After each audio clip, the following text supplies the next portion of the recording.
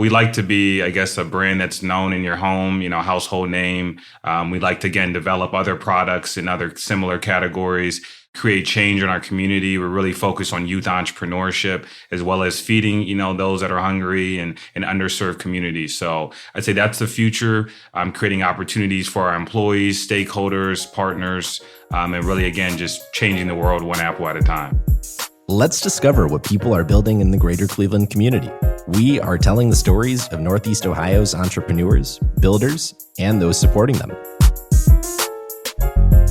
Welcome to the Lay of the Land podcast, where we are exploring what people are building in Cleveland and throughout Northeast Ohio. I am your host, Jeffrey Stern, and today I had the real pleasure of speaking with Ethan Holmes. Ethan is the founder and CEO of Holmes Mouthwatering, a Cleveland-based manufacturer of all-natural applesauce made with Ohio-grown apples, pears, and local apple cider. To date, 50,000 customers have purchased and consumed Holmes products, processing over 500,000 pounds of apples and delivering over 250,000 units to consumers across the U.S. Holmes Mouthwatering applesauce can be found in retailers including Heinen's, Whole Foods Market, Kroger, and Giant Eagle, amongst many others. Inspired by his grandfather, who always had made food at home and from scratch, when Ethan was 15 years old, he asked him how to make applesauce, and this passion was born. Armed with 100 pounds of apples that his parents gifted him for Christmas that year, Ethan chopped, cooked, and experimented until his recipe was perfect. Over a decade later, with national expansion, over 800,000 in capital from programs like Cleveland Chain Reaction and the Chobani Incubator, it was a ton of fun to hear from Ethan about his journey building Holmes Mouthwatering and the work he's doing to inspire the next generation of Cleveland entrepreneurs through his own initiatives. So please enjoy my conversation with Ethan Holmes after a brief message from our sponsor. Lay of the Land is brought to you by John Carroll University's Boler College of Business, widely recognized as one of the top business schools in the region. As we've heard time and time again from entrepreneurs here on Lay of the Land, many of whom are proud alumni of John Carroll University, success in this ever-changing world of business requires a dynamic and innovative mindset, deep understanding of emerging technologies and systems, strong ethics, leadership prowess, acute business acumen, all qualities nurtured through the Boler College of Business. With 4 different MBA programs of study spanning professional, online, hybrid, and 1-year flexible, the Boler College of Business provides flexible timelines and various class structures for each MBA track, including online, in-person, hybrid, and asynchronous, all to offer the most effective options for you, including the ability to participate in an elective international study tour, providing unparalleled opportunities to expand your global business knowledge by networking with local companies overseas and experiencing a new culture. The career impact of a Boler MBA is formative and will help prepare you for this future of business and get more out of your career. To learn more about John Carroll University's Boler MBA programs, please go to business.jcu.edu. The Boler College of Business is fully accredited by AACSB International, the highest accreditation a college of business can have. So it is fall, Yep. My favorite time of year. Exactly. And well, this weekend I went apple picking at Patterson's Fruit Farm with some friends. Okay, it's my favorite places in Cleveland for sure. It's one of the best. Definitely. And, obviously we picked a lot of apples. Right. And while we were there, what came up in conversation was the set of possible things we could do with apples. Right. Having this abundance of apples. Applesauce came up right away as this space of things that we could do with apples. And it came up that, like, if you think about applesauce, no one has really tried to do anything creative or innovative there beyond kind of the, I think, nostalgic memories that folks had about the Goliath brands, which we'll talk about, that kind of own this space. And I was really excited because I knew that we were going to be sitting down today to talk about this. And I was like, well, have you guys heard of Holmes Mouthwatering applesauce? Great segue. And, they're innovating. It's happening. So Definitely. It's a lot of white space in that market for sure. Yeah. So I was, excited to have you on the podcast to share your story and kind of. I'm excited to be here. So appreciate it. Amazing. So to start, Can you just tell us a little bit about who you are and Yeah, so my name is Ethan Holmes. I'm from Shaker Heights, Ohio, and I am the founder and CEO of Holmes Mouthwatering. We're an Ohio-based brand providing home-style inspired applesauce and real fruit products. And I actually founded the company in 2008 here in Northeast Ohio after having a huge interest in entrepreneurship as a student. My grandfather showed me how to make the applesauce. I then spent a year innovating it and bringing it to the market. Yeah, amazing. Could you share a little bit more about that inspiration from your grandfather? Definitely. So I had this huge interest in entrepreneurship, I think, just from when I was born. That was lemonade stands, raking leaves. I really liked kind of being your own boss, that whole feel. So I went to my grandfather who could make anything from scratch. He lived with us. He's retired. And he showed me how to actually peel the apples, core them, slice them, boil them, and make this applesauce. So that was kind of like the beginning for sure. Amazing. You mentioned lemonade stands. I feel like for so many of us, the first kind of real world entrepreneurial experience comes from that endeavor. Yep. It's like that, rite of passage. And part of that whole experience, before you go up and set up your table on the street is, you got to go in and fine tune the recipe and the balance, squeezing the lemon, getting the right 100%. Mix of sugar in there. And we call that R&D, in my industry for sure. So a lot of R&D. Yeah. Well, so in the earliest days of working with your grandfather, how did you guys actually go through the process of that R&D? Iterating, making sure you were on the right track. And being fully honest, we only probably did 2 sessions in that kitchen, and the rest was me for a year. And so he actually just showed me how to wash the fruit, boil it, or peel it, slice it, core it, boil it. And from there, I was like, okay, this is homemade, but it's not my mouth-watering idea that I want to bring to life. He then went on to be doing what he was doing, as my grandfather. And I said, well, then let me focus on this every week, every weekend, trying to make this applesauce into my own formulation. So that's kind of like how it came about. Again, it took a year. I didn't have a lot of money. Anytime I could get my hands on fruit, I would go to my parents. Yeah. And I remember even asking them for apples for Christmas because they're like, Ethan, we're tired of giving you $20 every week. And I remember going back to school and everybody was like, what'd you get for Christmas, Ethan? I was like, apples. And they're like, oh, you got a new iPhone? Oh, you must have, or a MacBook? No, the fruit. So that's how creative I was. And then every time I would do a formulation, I put it on my refrigerator and come back just to innovate it. How did you know that you were on the right track? Great question. I remember calling an orchard and they said, you should try Golden Delicious. And then I called another orchard and they said, you should try apple cider. And then someone said, maybe even threw out pears, or maybe that was an accident that I came across. But by doing that, I realized it created this sweet balance with no added sugar or artificial ingredients. And people loved it. It wasn't too tart, but it also preserved that sweetness through the apples. So from the business standpoint, when you reflect a bit on the journey so far, what was your first big break? First big break, I'd say Heinen's was my first big break. I was able to acquire Heinen's. The year was 2014. I was a student at Hiram College. I really didn't have much. I just had this applesauce in a glass jar with a label on it. That's a whole nother story behind that, how that came to be. But I would cold call Heinen's actually 3-4 times a week. Eventually, I got in touch with the buyer. He says, drop off some product in Warrensville Heights at our corporate office. I paid a friend $10 in gas from Hiram College to Cleveland, Warrensville Heights to be able to drop that off. And then I followed up with them for about 2 months, usually every week, usually every other week. And one day he called me. I'm the buyer. I'm walking to the dining hall at Hiram where I made sandwiches for money.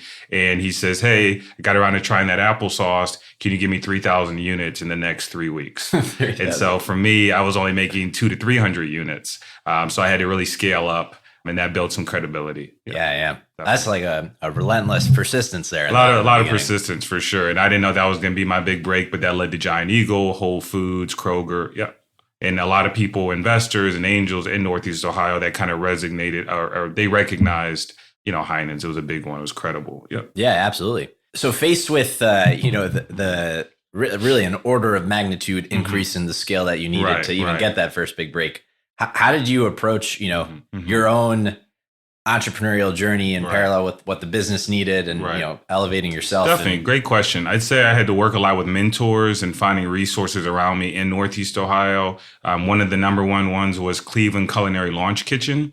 And so they taught me how to really get started commercially, how to get inside an incubator kitchen and how to approach these retailers. I also had to kind of figure out, okay, I'm a young student myself. How do I manage my schooling? What does my future look like? Unfortunately, I actually decided to leave school in my junior year and just really focus on the business, and it paid off. But now I'm kind of working on maybe even finishing my degree in the future. So, what was the thinking around that decision? That's a big decision. I just don't think I could handle. I'll take a step back. It was my dream versus my education, and I said I came to this school. I came to get my education to follow my dream, and now I'm here. I think I'm going to put 100% into it, just because the grades are slipping. A lot of that. I said I can always kind of finish school later. I have several credits, but this dream, this opportunity, I don't want to waste it. If that makes sense. Totally. Yeah. I mean, so, and obviously at this point in time, you have the benefit of, knowing how it played out and exactly. the implications of those decisions. 100%. And then I didn't graduate from Hiram College, but I go there several times a year and do presentations. And we're actually doing a program right now with their students where they're actually going to be selling our applesauce on campus. So I think that's a full 360 moment from, dreaming as a student to now having the students at the school selling it, Did you have a vision at that point in time for where you wanted to take the business? I don't think I had it all in vision, details. It wasn't in color. Let's say that the visuals weren't there, but I knew that I had something. I knew that there was a lot of opportunity, that I wanted to grow this to be a several $1 million brand, very successful. And number one, kind of owning this lifestyle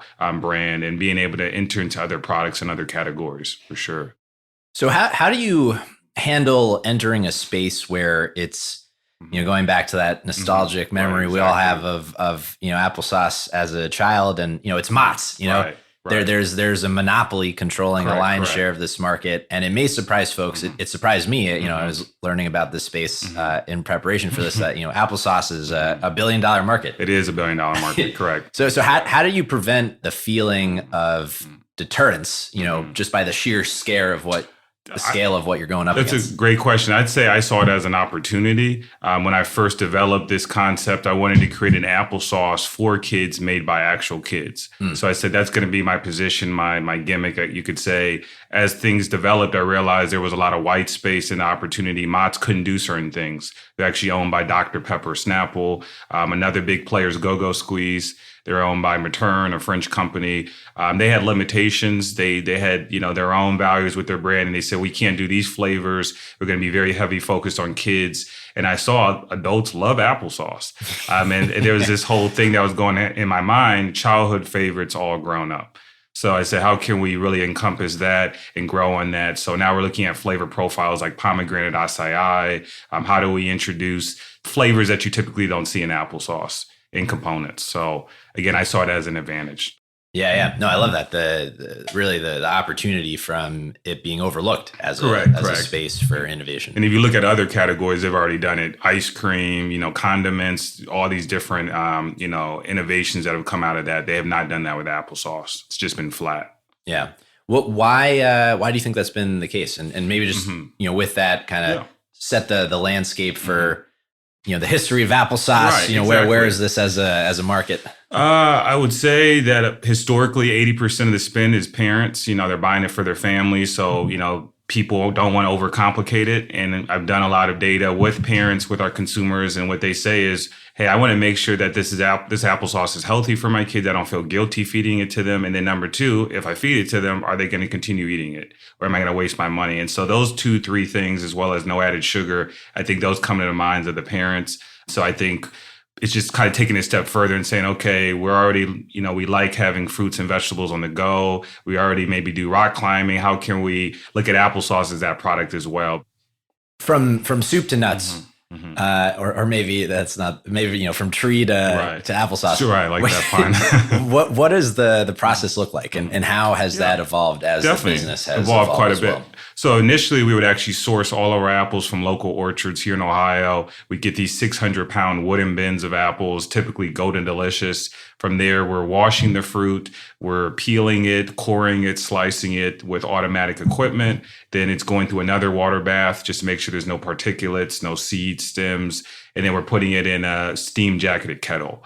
We're typically cooking, it could be about 200 gallons at a time, sometimes a little less, depending on the batch size. And then from there, we're adding pears, cooking it down in the apple cider and any additional ingredients, with that. We've now grown to using a contract manufacturer. There is no heated process. It's all through pressure. So it's like a pressurized system. So no more stove tops or any of that. And that's what we're doing now with our current manufacturer. Yeah. Got it. And then I guess originally we were on a stove top in my mom's kitchen. Yeah. I imagine it had evolved from correct. This homegrown process. Very hands-on process over the last 8 years to now. It's just they do everything in like 2 days, and that's 38, 40 pallets just in 2 days, So take us through the evolution of the company.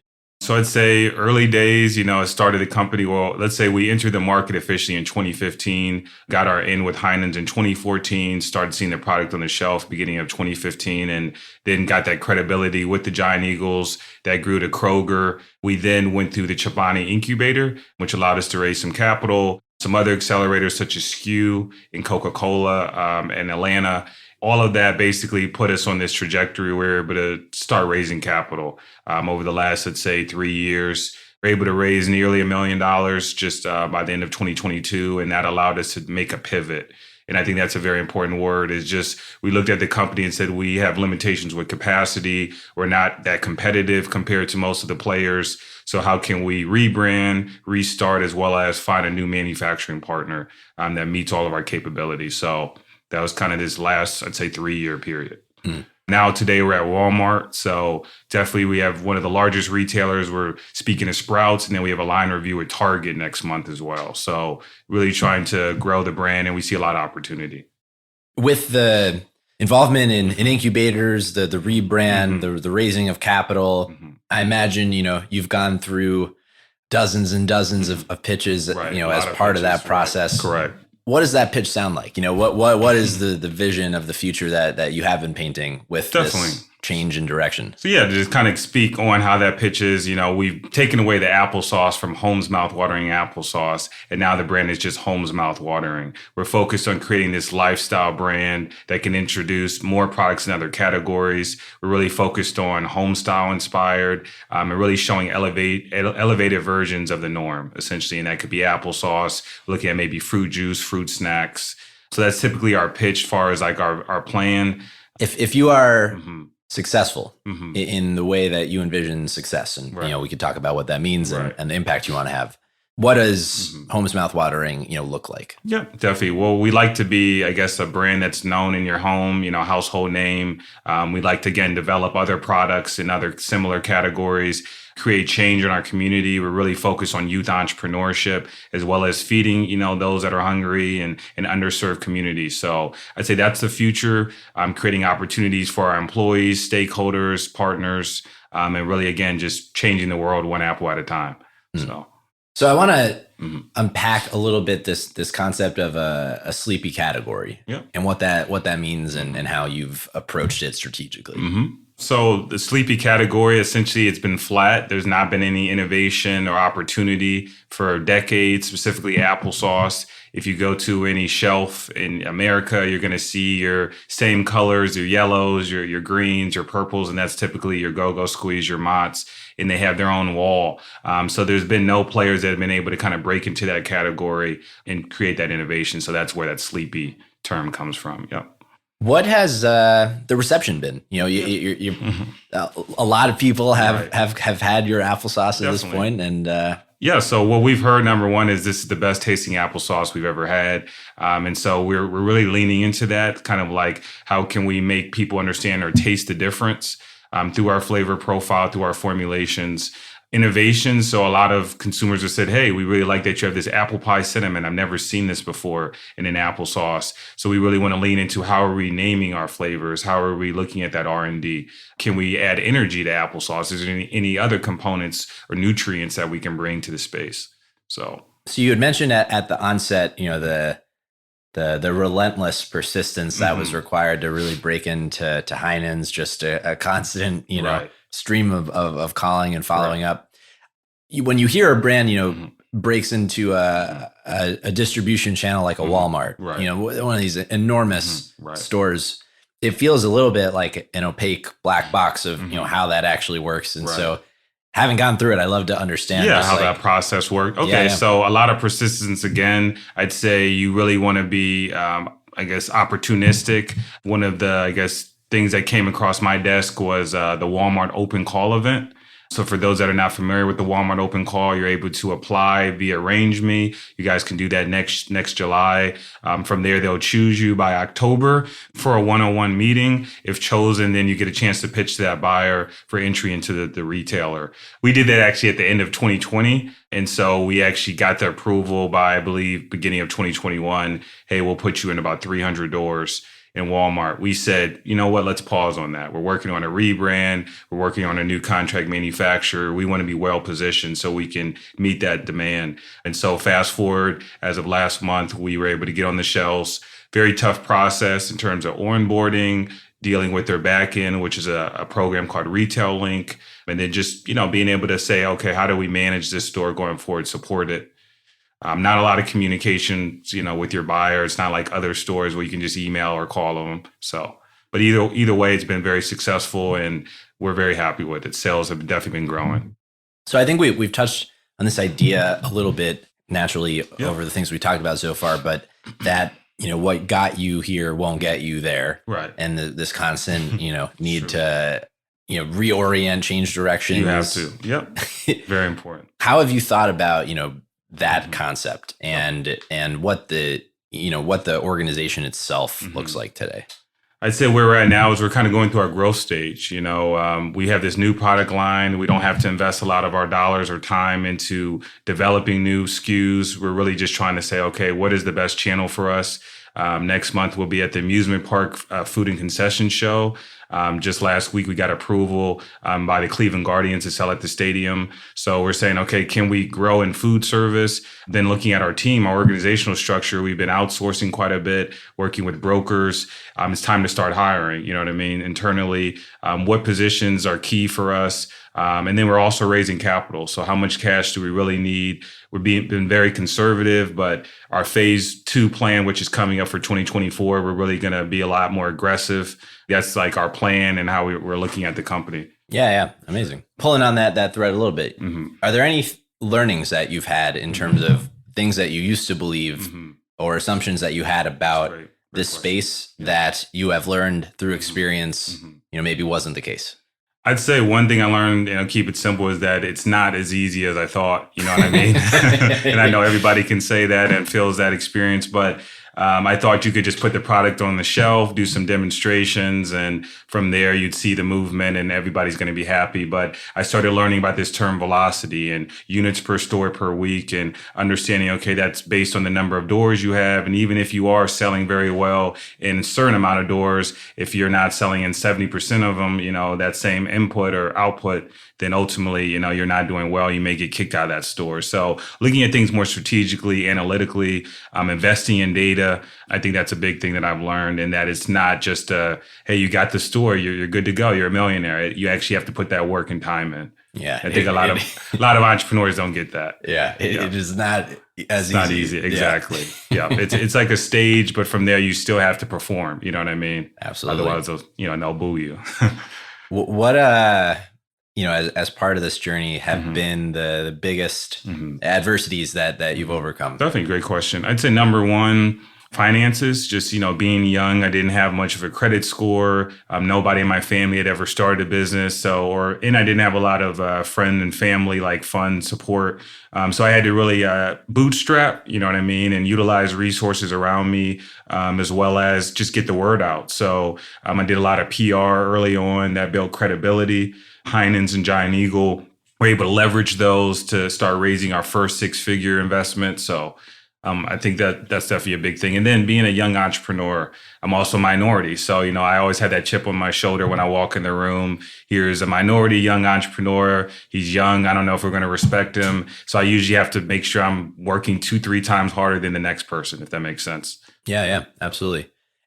And with that, what has it meant to build this company in Cleveland? You mentioned central kitchen. We were talking about Launch House before, but talk a little about the support structure and what it was like to to build and grow it here? Definitely. So I live and breathe Cleveland. I love Cleveland. I think it's a very unique city compared to many in the United States, just where you can always expect something going on in terms of that normalization. Like there's nothing crazy. The traffic is always the same pattern. You know what I mean? Yeah. I feel like it's just something comfortable. And for me, it's an obtainable market. So I think that's the number one thing I want to get across. If Cleveland is an obtainable market for us, we were able to build a following there. There's very unique retailers like Heinen's and Giant Eagle, Mark's, Dave's. They don't exist in other places. You have those large monopolies like Walmart, Kroger. That's it. So I think Cleveland's a great place for entrepreneurship, specifically also the ecosystems. You have supporters like Cozy, Jumpstart, Urban League of Greater Cleveland Small Business Development Center. So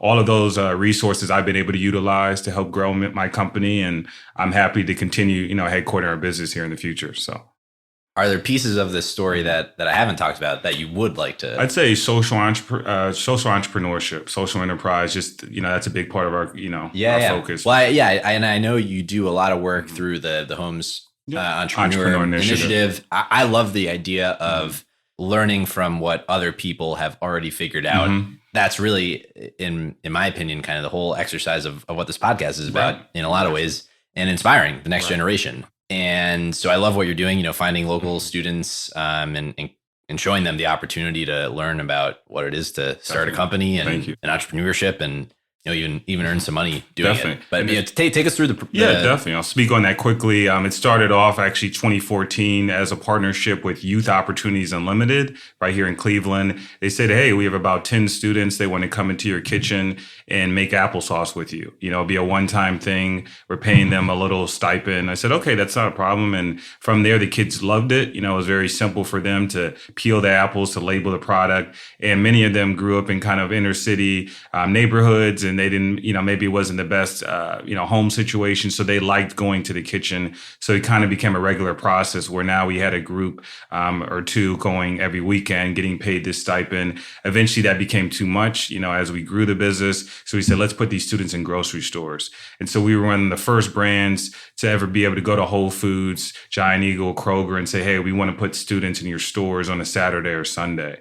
We were able to pay them a stipend through Youth Opportunities Unlimited, and they were able to sell our product and learn customer service and some important, skills.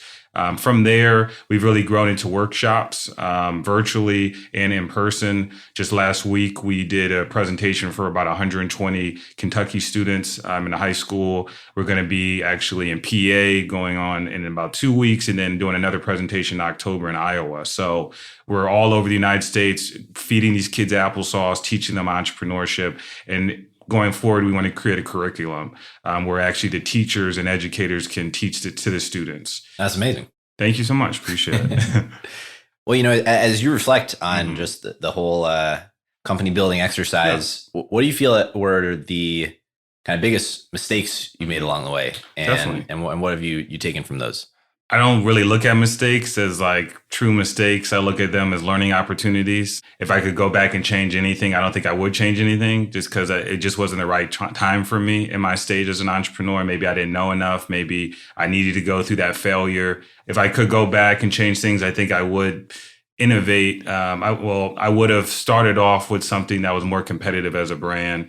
I think we started off very artisan, local feel, and then built up kind of to where we are today, where now we have the capacity to, do $1 million plus. But back then, I think we wasted a lot of time and resources just kind of building up to that platform. If I would have known everything I learned in that process, then I would have saved 8 years, 10 years, you know what I mean? And a lot of capital. How do you think about brand and what that even is? The brand itself, I'd say it's a representation of me, my story, the products, but we really want the product to stand on its own. We wanted the theme to be Holmes Applesauce, of how I came up with the company, but we wanted the product for people to love it. They, for the three pillars to be family, community, as well as quality. So we really want that to come across. Take us through, the packaging and the evolution of that. Yeah. So what we did was we worked with a company based out of Boulder, Colorado called Moxie Sozo. They've worked with a lot of large CPG brands, such as like Angry Orchards. We spent really about almost 2 years working with them. Number one was on the brand strategy itself. How does Holmes Mouthwatering walk, talk? How do we want consumers to feel when they look or taste our brand? From there, we had to focus on the visuals. We went through about 10 to 12 different revisions on that packaging with the pouches and the boxes itself. By the end of it, we had created 6 SKUs. And we're able to, again, officially launch by, August. So expensive process, cost us about $100,000, which is pretty inexpensive compared to some other, projects that they've worked on. But I'm very excited to work with them again in the future. So yeah, we love it. Well, I think, we have covered a lot of ground here. Yep. I do want to leave a little space, if you feel that there is anything important about your journey personally, Holmes Mouthwatering as a company that we haven't talked about yet. I guess we're currently sold at Walmart throughout all of the Ohio locations. For those that are in Northeast Ohio, you can also buy our product on our website and get free shipping. We're looking forward to really growing into more entities throughout Cleveland and the United States, and look out for us, in the future, just as we continue, changing the world one apple at a time. Well, we'll close with our traditional closing question then, which is for a hidden gem in Cleveland. I'd say Shaker Horseshoe Lake. I love going there. It's beautiful. Great park. I have a 3-year-old now. I'm named Oliver. And then I had a 3-month-old named Isla. So me and my spouse love taking her there in the stroller. So definitely recommend it to anyone in Northeast Ohio. Well, Ethan, I just want to thank you for coming on. If folks had anything that they wanted to follow up with you about, what would be the best way for them to do so? So you can contact me at ethan@holmesapplesauce.com, or you can visit us on the web at holmesmouthwatering.com. Perfect. Thank you. That's all for this week. Thank you for listening. We'd love to hear your thoughts on today's show. So if you have any feedback, please send over an email to jeffrey@layoftheland.fm, or find us on Twitter at podlayoftheland or at sternhefe, JEFE. If you or someone you know would make a good guest for our show, please reach out as well and let us know. And if you enjoy the podcast, please subscribe and leave a review on iTunes or on your preferred podcast player. Your support goes a long way to help us spread the word and continue to bring the Cleveland founders and builders we love having on the show. We'll be back here next week at the same time to map more of the land. The Lay of the Land podcast was developed in collaboration with the Up Company, LLC. At the time of this recording, unless otherwise indicated, we do not own equity or other financial interests in the company which appear on this show. All opinions expressed by podcast participants are solely their own and do not reflect the opinions of any entity which employs us. This podcast is for informational purposes only and should not be relied upon as a basis for investment decisions. Thank you for listening, and we'll talk to you next week.